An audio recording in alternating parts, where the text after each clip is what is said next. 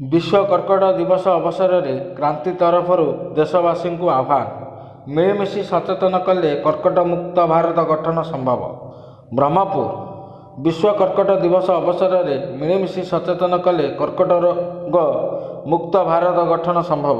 यही वार्ता देशवासी को आह्वान देवाई ब्रह्मपुर अग्रणी सामाजिक अनुष्ठान क्रांति और ब्रह्मपुर निकटस्थ शीतलापल्ली स्थित सम हस्पिटाल उद्यम ब्रह्मपुर कलिकट एकक विश्वविद्यालय खेल पड़िया क्रांति अनुष्ठान कार्यनिर्वाही निर्देशक तथा मुख्य कर्कट रोगी डॉक्टर देवानंद दास अध्यक्षतार अनुष्ठित सचेतना कार्यक्रम में ब्रह्मपुर विश्वविद्यालय कुलपति professor Gitanjali Das, Sitalapalli SUM hospital निर्देशक Debaprasad Das, medical superintendent doctor Ayodhyanath Padhi, assistant medical superintendent doctor Priyajit Panigrahi, medical oncologist doctor Shivashankar Mahapatra, surgical oncologist doctor Sai Rudra Guhan, Dainik Prameya Brahmapur DGM Ambika Prasad Das,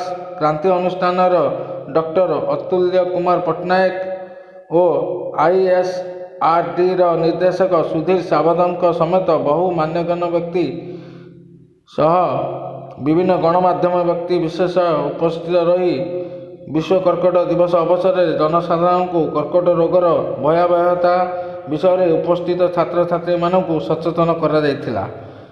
क्रांति अनुष्ठान कार्यनिर्वाही निर्देशक डॉक्टर देवानंद दास प्रत्यक्ष तत्वावधान में उक्त सचेतना सभा और विशाल पदयात्रा परिचालित होता। से जड़े मुख्य कर्कट रोगी होइथिबा जोगु से लोक मानकु कहिथिले कर्कट रोग प्रति जनसाधारण मध्य सठिक सचेतना नथिबारु एही रोग रे पीड़ित मृत्यु सुनिश्चित बोली भावी नियंती एवं प्रत्येक वर्ष लक्ष लक्ष लोकंक मृत्यु घटुची।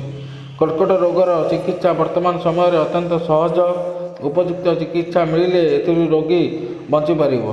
से उपस्थिति समस्त को निवेदन करी कहिथिले आसंतु समस्ते मिलमिशि सचेतन करिबा और भारत को कर्कट मुखरू रक्षा करिबा।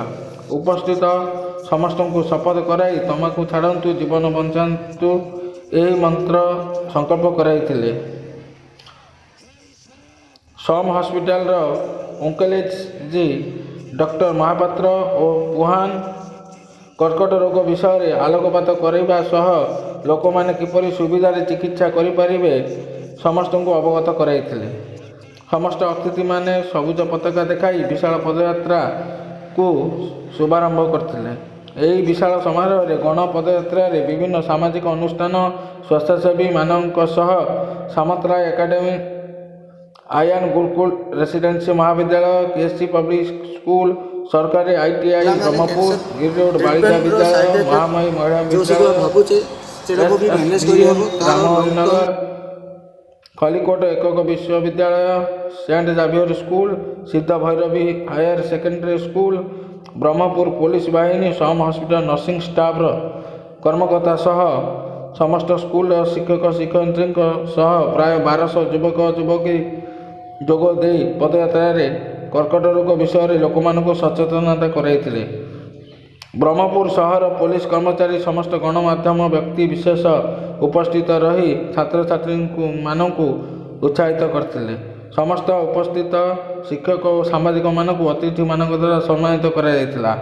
यही विशाल समारोह में कार्यक्रम को सामंतराय एकाडेमी निर्देशक देवेश सामंतराय, क्रांति अनुष्ठान देवराज राउत, निर्मला दास, अरुण पट्टनायक, चर्चिका दास, चिन्मयानंद दास, बी संजय पात्र, लिंगराज पट्टनायक, पूर्णचंद्र साहू, सम हस्पिटाल सुमन मिश्र, दिनेश पट्टनायक सह अन्य कर्मचारी क्रांति अनुष्ठान समस्त सदस्य उपस्थित रही कार्यक्रम परिचालन सहयोग करथिले। ब्यूरो रिपोर्ट स्वतंत्र टीवी।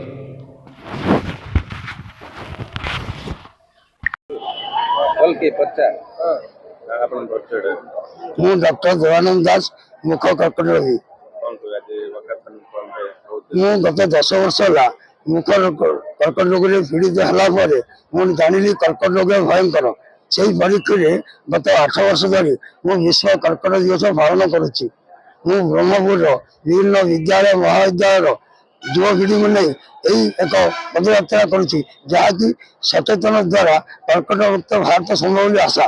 କିନ୍ତୁ ବର୍ତ୍ତମାନ ସରକାରଙ୍କର ଯେଉଁ ନୀତି ଯୋଗୁଁ ଆଜି ଆମର ଯୁବ ସମାଜ ତମାଖୁ ଜାତୀୟ ଖାଦ୍ୟ ଯେଉଁ ପ୍ରକାର ପଡୁଛନ୍ତି କର୍କଟ ହେବା ସୁନିଶ୍ଚିତ। ତେଣୁ ମୁଁ ମୋର ଲକ୍ଷ୍ୟ ଯେ ଅଛି କର୍କଟ ମୁକ୍ତ ଭାରତ ହେଲେ ସଚେତନ ହିଁ एकमात्र बंधा बिना सचेतन केवे हेले कर्कट मुक्त भारत संभव ना। तेणु प्रतिवर्ष यही दिवस को एक वाकाथन माध्यम ब्रह्मोत्सव 1500 छात्र छात्री युवक युवती आवार उद्यन नहीं एक वाकाथन कर सचेतन करपरी भविष्य में कर्कट मुक्त भारत हो पार।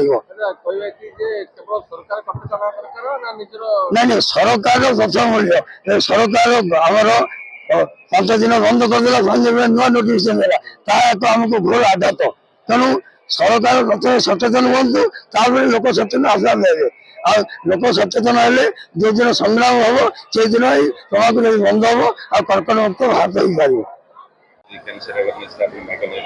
आज विश्व कर्कट दिवस सारा विश्व रे पालन करा होची। ब्रह्मपुर रे क्रांति एवं सम हॉस्पिटल रो मिलित आनुकूल्य रे आज जो वाकाथन एठी करा जाउची मु सेथिरे शामिल है बहुत खुशी अनुभव करुची। कारण आम समस्तंकर दायित्व रही कैंसर विषय रे जनसाधारण को सचेतन करवा एवं कैंसर प्रतिरोध केमती आमे करि परिबा से विषय रे समस्त को ज्ञान बांटिबा। ये बहुत स्कूल पिला एवं स्कूल पिला माने आसीचंती आउ मु समस्त को अभिनंदन जनाऊँ जे सम हॉस्पिटल रो एटा गोटे खूब सुंदर पदक्षेप एवं आमे भी शिक्षक हिसाब रे बा विश्वविद्यालय रे एवं विभिन्न शिक्षानुष्ठान रे भलिया अवेयरनेस प्रोग्राम कले आमे प्रकृत रे याकू प्रतिरोध करि परिबा।